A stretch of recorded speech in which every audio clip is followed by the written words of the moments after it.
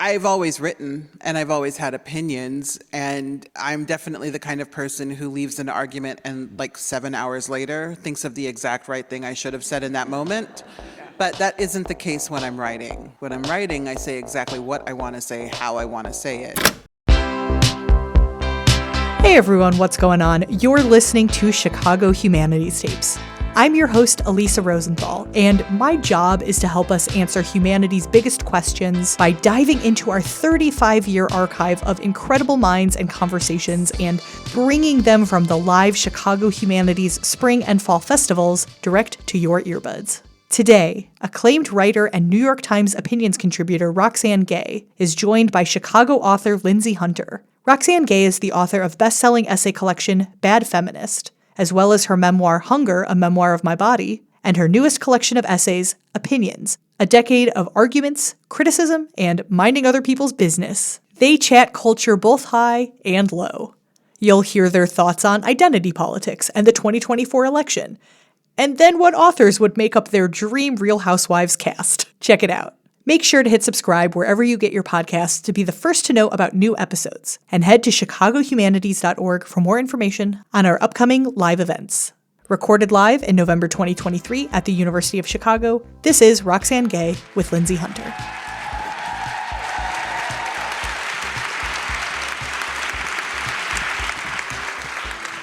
Hi, Roxane. Hello, Lindsay.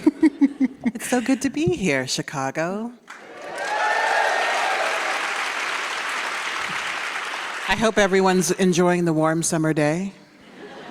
I saw lots of white men in shorts, as your people are wont to do. I have to say that that's a Midwestern specialty, the white man in shorts in cold weather. It is. I'm from the Midwest, and I've seen it quite a lot. Yes. And also the flip-flops in snow. And the one sharp toenail. You guys just keep doing you. We love it. You're going to use that for something, we know. Roxane, congratulations on Opinions. Thank you. Thank you. Congratulations on Hot Springs Drive. Thank you. I believe the Washington Post said it was the next Gillian Flynn. Well, Chicago's own. We're both in Chicago, so I think we're going to fight at some point. I think that's what happens. You must. Girl, fight. Right, there's only room for one, so stay tuned. I'll let you guys know. Follow my Tumblr. I have a little paragraph that I wrote, and I just have to read it or I'm going to mess it up. All right. I want to start by talking about what a gift it is to have a writer like you in the world who has crucial viewpoints and shares them so directly, so elegantly, so fiercely. In your introduction to Opinions, you talk about how formative it was to watch your mother, who's here today. Yes! Hi, Mom. Mrs. Gay, will you also sign books after the event? Watch your mother voicing her opinions, and you have become that figure for me. A woman who can connect her thoughts with her voice, who owns her position, who allows for contradiction and being wrong, but who never stops using her voice. I'm saying, Roxane, that you are my mom, and I am baby Roxane. Amazing. I've always wanted a child, especially one that's fully formed and brought me grandchildren. Thank you. I'm glad that you accept. It's not an easy thing. It doesn't seem easy, but it does seem like it's a natural way of being for you, and I am so grateful for your example. I did not grow up in a house where voicing my opinion as a girl or seeing my mom voice her opinion was a welcome thing, and it has been revolutionary to watch you and to read you, and now we get a collection of a decade of your opinions, and it's incredible. Well, thank you. Thank you very much. Thank you. I would love to hear you talk a little bit about, you touch on it in your intro, but I would love to hear you talk a little bit about how the act of writing these thoughts, these opinions may have changed over the last decade. Well, it's interesting. I think of myself primarily as a fiction writer, and no one else does. Much to my chagrin. But I've always written, and I've always had opinions, and I'm definitely the kind of person who leaves an argument and like 7 hours later thinks of the exact right thing I should have said in that moment. But that isn't the case when I'm writing. When I'm writing, I say exactly what I want to say, how I want to say it. And I love being able to do that, being able to articulate my understanding of the world in the way that only I can. And each of us can do that in the ways that only we can, in ways that are informed by our subject position and how we move through the world. But when you first start out writing opinions, you are often on this sort of churn and burn where you're expected to write an opinion in hours after something happens. Like something terrible happens and an editor emails you, got any thoughts about that thing that just happened? No, I don't. I didn't know what happened yet. And so back then it was like a lot of churn and burn, and certainly I believe everything I wrote, but there wasn't a lot of time to consider and to really think about what I felt beyond that initial moment. And now, of course, I am bad with deadlines, and editors know not to pull that with me anymore because they're not going to get it. And I am, in all seriousness, I have a lot more time because I can take the time, because I recognize that I don't actually have to respond in the immediate, and that most of the time, I don't know what I think until I've sat with something, and oftentimes until I've done a little more reading and a little more learning and thinking and seeing what other people are saying. And then I'm asking myself, well, what would I bring to this conversation? Yeah, I think, you're a writer who I think of as really academic, like really just direct. I know I've said that already, but very informed, one of the smart people, as we say, in Boston. But in all of your writing, you can see the human within. And I feel like that's really unique to you. It's something that you brought to the table with this kind of writing. You're incisive, yet approachable, exacting, yet human. I think that can be rare. I think it's becoming more common because of you. But, I think you've opened the door to that kind of work. How do you keep yourself in it as you're writing about these things that may not necessarily have anything to do with your life, but we see your humanity as you're writing about them? Well, I think it's important to recognize that we are all sharing this planet together. And there are a great many people who are in profound denial about that, and who think that they can beat Mother Nature and climate change, which, how's that going? And can beat each other and sort of hold dominion over one another without consequence. And so it's not that I feel the need to put myself in everything, I do not, but I do feel the need to acknowledge that we are all affected by the ways of the world, and some of us are affected more than others depending on our proximity to whatever the thing is. And a lot of times when I read nonfiction, it seems like people have forgotten that, or that they can approach it in an intellectual way that elides the human experience. If I'm objective, then I will get to the truth of the matter. But objectivity is a myth. It is not a thing that really exists. And the people that say they're being objective, that's not an objective assessment. Drop the mic. We're done here. Thank you. See you all at the table. I'm going to kind of switch back and forth between like smart questions to questions that sort of pick your brain at culture things, because that's our Roxane, right? Yes, give it to me. We go to her. My favorite Real Housewives franchise is Beverly Hills. Okay. Okay, next question. No, it is related to the Real Housewives, because obviously. I mean, if you were a Real Housewife, what would you be holding in your hand, and what would your catchphrase be? I would be holding a blade. I just came up with that too. I'd be holding a blade because I cut. Ooh. Is that your catchphrase? I guess so. Little murderer. So let me just do it for people, okay? So this would be you. I cut. Yes. Yes? Uh-huh. Okay. Well, maybe I should add another half phrase. I think it needs another beat. Yeah. If we're gonna workshop. Yes, let's workshop Yes. this. Yeah. I cut you. I cut, no, I think I would hold a knife and say, I cut for keeps.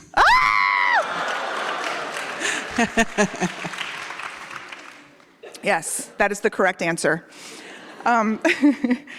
So back to being serious. Okay, everyone just chill. So in your intro, you say that your favorite thing is identity politics. And I think that there can be a bad faith argument that, why should we focus on identity politics? What does it matter when there's climate change, when there's war and famine and all these terrible things happening? Which is bad faith argument for certain reasons. And I would Not love... only that, but that's an identity politic. To Please sort of deny continue. everything else. Yeah. I mean, what a privilege to be able to say, there's so many other things going on. Let's not worry about your race and ethnicity or your religion or your sexuality or your gender. Like, sir. Sir! Because we all know it's a man. I mean, always. The reality is that climate change affects people of color more than any other group, and it affects people in the developing world far more than any other population. And so how on earth do we talk about that without talking about identity? Yeah. Yes. Who should the Real Housewives of the literary world be? Oh man, for the literary world, that's a great question. Yeah. Gillian Flynn. Yeah, is it really Gillian? It is. Yes, I know. Isn't that shocking? Wow. Did everybody know that? It's Gillian. You did? Like, girl, Me too. lead with that. It's a hard G. Huh. No, in the literary world, I think Jennifer Egan. Ooh. I know, little unexpected. I think that would be her catchphrase, too. A little unexpected. Yes. This is a chapter in PowerPoint, And whatever. then there's my other housewife choice would be very unexpected, would be Donna Tartt. Right? Think about it. She's the housewife who only comes out every once in a while. That's genius. She's Southern, but she's also Bennington. Yes. So a little she's sort of a freak. mix of everything. Yes. Okay. And Roxane Gay. No. Never in life. Oh, God, no. I don't have time for all that. And I would be like Jenna on the New York, where she's like, I'm not flying in coach with you guys. I'd be like, I can't do it. That's not my ministry. Everyone has a price, though, Roxane. So if Andy Cohen is here, we're open to negotiations. For sure, for sure. I mean, I don't think he could afford my price, but I'm fine with it. Let's go, Andy. He wouldn't want me on The Housewives because I would be like the killjoy. And I'm not a killjoy at all, but like there would be like a moment where the producers are, would you like a little more wine? I would just say, why are you trying to get everyone drunk so you can get better television and then edit these women into versions of themselves they don't recognize? He would regret it within a day. And Jennifer Egan's mascara is just going down, and she's like, Roxane's right. What am I doing? No, I do think that the literary Real Housewives, we would all be in bed by like 8:30.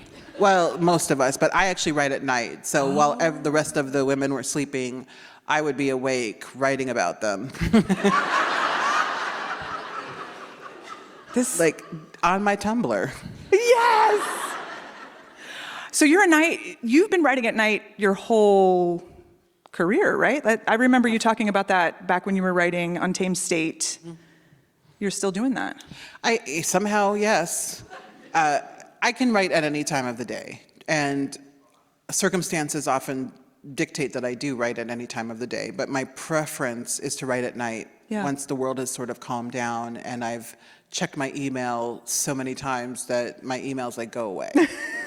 Get a You're life. not going to get any information tonight. And so when that happens, then I like to sort of really write between 9 and 2, oftentimes later if I don't have obligations the next day, which doesn't ever happen. But I don't know, I just prefer it at night. It feels more natural at night. I think the work comes out better at night. Sometimes I delude myself in thinking, oh, maybe I'll wake up at 7 a.m. and really get into it. Maybe I'll be a whole new person tomorrow. Yes, and then at like 6:45 when the alarm goes off, I'm just like, today is not that day. We can dream. Yes. What time do you wake up when you're writing till 2? It depends. What's but the day in the life like for Roxane? between 8:30 and 9:30. Oh, Yeah, that's a grind. it's a grind. Yeah. It is. But, I always remind myself, I'm not doing surgery and I'm not picking coal mining up as a hobby. So, yes, I may not get a ton of sleep, but I teach English and write. So, Yeah. I can do it on no sleep. It's fine. Yeah.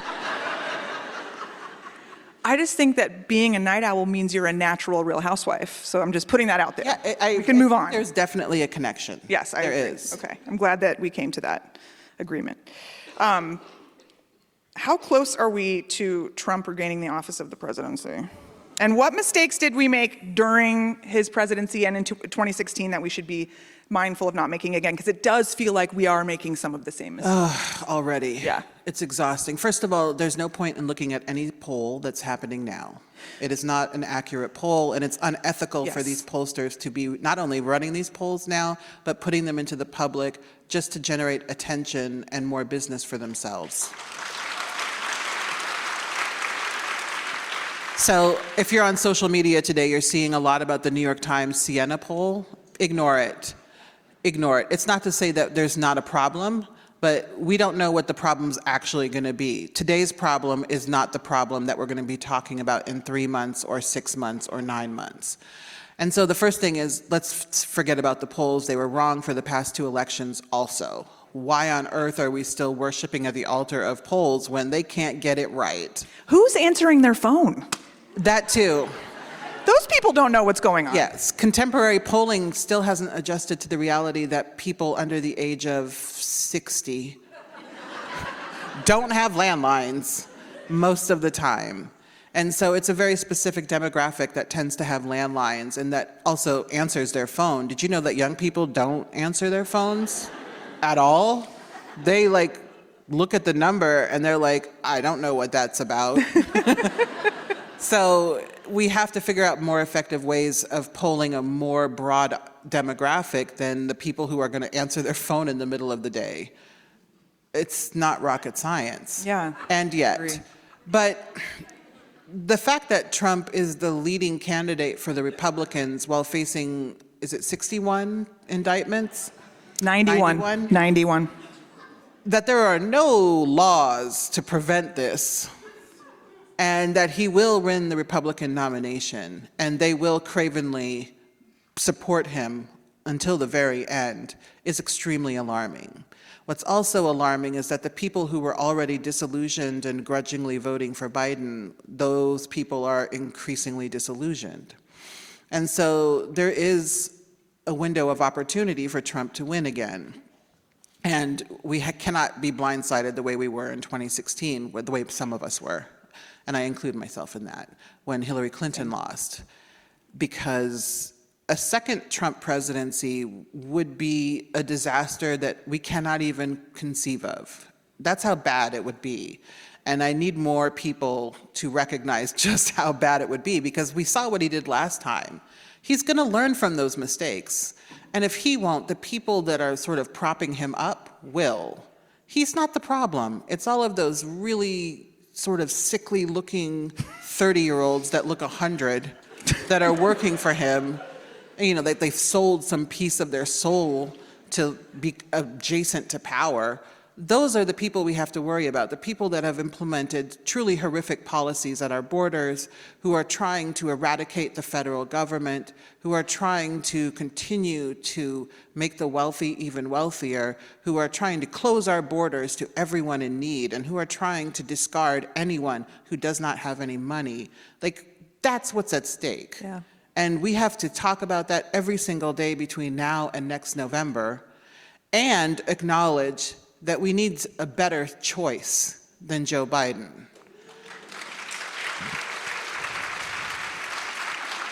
And we can do both. I firmly believe we can do both. We should not be voting between a 79-year-old and an 81-year-old. It's insane. Yeah. And it's not because older people have nothing to offer, but how can you trust the lives of a majority under that age population when they don't really have much left to look forward to. It's just like, what is Biden gonna do? It's terrible, and it's just true. Is this what gets Roxane canceled? Yes. We're here for Finally, it. I've been waiting so long.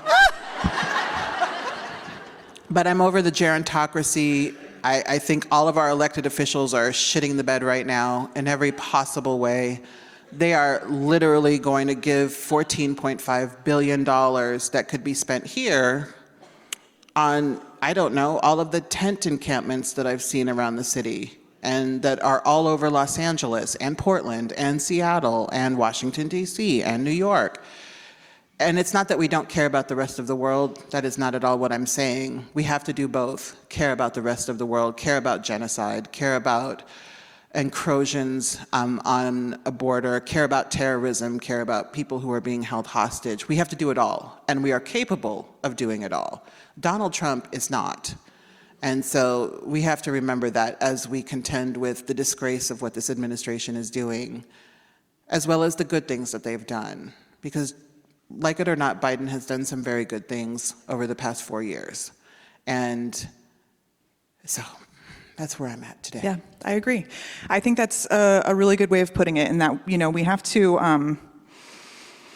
go with the one who's not going to destroy democracy, and then we can. Yeah, well, not only democracy, but democracy around the world. Right. These things have consequences. When you are the president of the United States, you are also, in many ways, the leader of the world. Mm-hmm. And we saw a lot of strongman leaders come to power during Trump's reign. Mm-hmm. And that would happen again if he was reelected.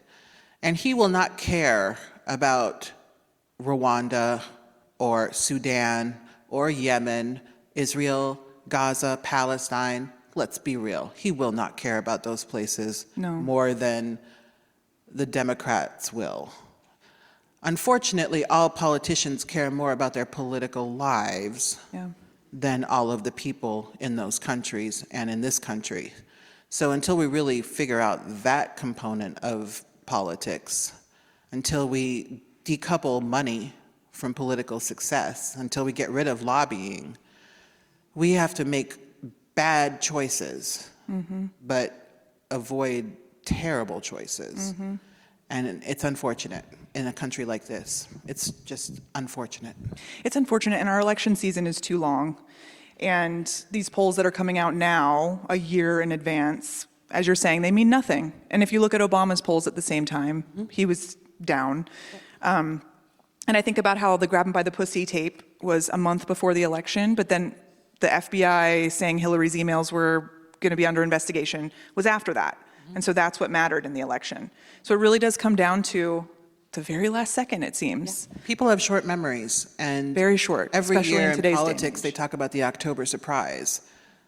It's the polls that start next October that you really have to look at. Yeah. It doesn't mean we're not going to be doing not ground level, but local grassroots is the word I'm looking for. We have to be doing lots and lots of grassroots work between now and then. And also, we have to have serious conversations about who are some viable candidates that can win an entire country, not just places that were already going to vote blue, that are under the age of 60. Who are they? How do we prepare them? And how have the current people in office not started grooming younger candidates to take over? Right. And so how do we also have that conversation? And I don't actually have any answers because I don't understand politicians that well. I just look at them sometimes and I just think, you do know we watch you on C-SPAN. We can see what you're doing. And they're like, yes, I know. Write your postcards, make your phone calls. Yes. Do it every day. It does matter. I know it can feel futile, but it does matter when you call and reach out to your representatives, both at the state and federal levels. Yep. So what will we anti-Trumpers barter in the gulag? And can I be your gulag bitch? When Trump is president? I have to get in line. I have no idea. Like, it's going to be rough times when they start rounding up the dissidents, which is like everyone. But I'll trade on my good looks first. Well, everyone here will burn their copy of Opinions. You're going to have to. Let's just all make eye contact, make that promise, okay? If it comes to that. This is something that I thought was really important that you touched on as well, which is, how do we balance staying informed and supportive and active with the human and maybe uniquely American tendency to make ourselves part of something that isn't actually about us? Which is such a social media mindset, right? We want to be part of it because it makes us feel like we're doing something, but we're not actually doing anything. So how do we stay active, knowledgeable, and supportive without sort of canceling that out by convincing ourselves we've already done enough? I don't know. I think humility goes a long way, and recognizing that social media is real. The people you connect to on social media are real. You can say things on social media that will have consequences beyond social media. But only speaking out or doing things on social media is not a substitute for a robust range of activism choices that one can make. Right. Now, there are also many people who can only do activism on social media. Absolutely. And I think it's important to acknowledge that and not limit them and suggest that what they're doing doesn't matter, because it does. Right. But I do think a lot of times people who have a lot of other choices decide that I've said something on social media, I'm covered, and I can go on and just address the rest of my day. Right. When we do that, our reach is so limited, but when we try and talk to the people in our lives, when we try to engage actively in our local communities, we can also do quite a lot of work. And I've noticed in recent years, and even in recent months and recent days, that a lot of people are assuming that if they don't see something happening on social media, it hasn't happened. And I'm writing an essay about it. I'm calling it ideological impermanence, just like with children, where if they don't see a toy, they think the toy is gone. And we're starting to expect people to opine on things that they don't know anything about, just so we can say, they've said what I need them to say. Right. Mm-hmm. And so I think we should all hold ourselves and each other to a higher standard where, yes, we should care about the world and we should speak out against injustice, but just saying things without caring, without sincerity, without learning about what you're actually saying is harmful. Mm-hmm. But taking some time to educate yourself, taking some time to make sure that what you're saying is real, mm-hmm. that you actually believe what you're saying and are not just saying it because you're expected to say it, would go a lot further. But it's complicated in some ways. We just live in a world where performance seems to carry a lot of weight. Mm-hmm.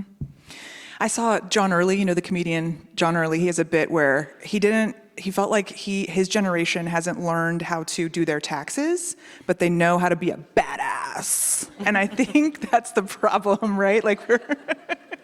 We don't know how to do anything meaningful other than to be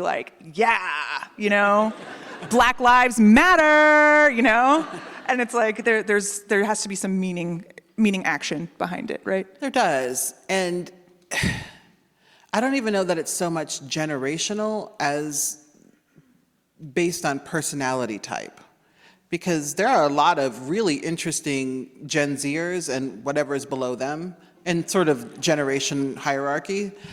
They are scary and very committed, and they are really willing to put in the work in their lives, marching out of schools, holding protests, Absolutely. Demanding that their institutions divest from a range of institutions and suing companies. their state for climate change reasons. So I also think that it's important to look at the stuff that's actually happening beyond the people who don't seem to do anything beyond performance, because there are then the people that are actually walking the walk. And when I see them, I'm always just like, wow, at your age, amazing. Yeah. It's just amazing. Yeah. And I take a lot of, I guess, education, for lack of a better word, from what they're doing. I went to my high school last week, and those kids, the kids are okay, guys. They really, really are. I sat around with a bunch of young women and non-binary people, and they were each talking about what they do, and they all do like 500 things. And they're like, and I run this nonprofit. And I say it in that voice because they're 5. And in my free time, I also run marathons. And I also run our local chapter of Black Lives Matter. And it was just like, wow. In high school, I was like, I'm awake. And that's a good start. You did it. I did. I made my bed today. Ooh, in high school. Well, I went to boarding school. Oh. It's kind of, you like didn't want your room to look gross. Well, I didn't. Got it. And I was raised by a clean freak. So I just had, it turns out you can't fall far from the tree. Today's the day that you're going to name your Nemesis. I'm not, guys. She's full of shit. That's never going to happen. Unless you pay me $1 million. Does it rhyme with Whaler Whiffed? No, it doesn't. By the way, her little relationship with Ravis Relsey. It's fascinating, isn't it? Have you ever seen the media obsess so much over Okay. like a pop star, powerful, amazing, and a football player in Who looks Kansas like he's City? straight from the 80s. He does. Oh, and I like sort of that. The look. mustache. And I think it's the Nebraska in me, that sort of corn-fedness. Totally. That's a man in shorts in the winter. Yeah, Okay. exactly. He just looks like a big slab of beef. Mm-hmm. And beef is delicious. Oh. That Midwestern beef. It is. I think we can all understand the appeal there. But it's so weird to see the ESPN guys and the sports guys who are normally like, interception, blah, blah, blah, whatever, sports words. Trying to talk about Taylor Swift in ways that won't get them in trouble. They've made football really interesting because they're just so confused. And I really enjoy it. That's good. It has swept the nation. My second grader got in the car one day and said, "Mom, did you know Taylor Swift is dating Travis Kelce?" And I was like, "How do you know either of those people? You're 7." But it was remarkable. just the talk of second grade. It's the talk of every grade. But she is not my nemesis. My nemeses are people that are worthy of being my nemesis. So a lot of people think it's like terrible people, like, oh, is Donald Trump your nemesis? I think the fuck not. No. My nemeses are like peers or people I imagine to be peers. And of course, CrossFit. That one I will proclaim loudly. They try to jump on stools. And then they do all these other things that are actually injury prone. Uh-huh. And they love it, and they call the gym a box. And There's always some kind of unnatural. dog theme too. Yeah, just it's terrible. It's not for me. There's a giant trash can that they puke into. Mm-hmm. And then there is a cable news broadcaster that my wife is obsessed with. And that's a nemesis. That's one of my nemesis. Okay, everyone, let's talk after. Okay, Yes. We'll figure this out. We can It's figure always this out. super, super petty, ridiculous reasons. Please, so many people try to apply nobility to this thing. There's literally none at all. I assure you that each nemesis was born of the stupidest possible reason. Thank you, everyone.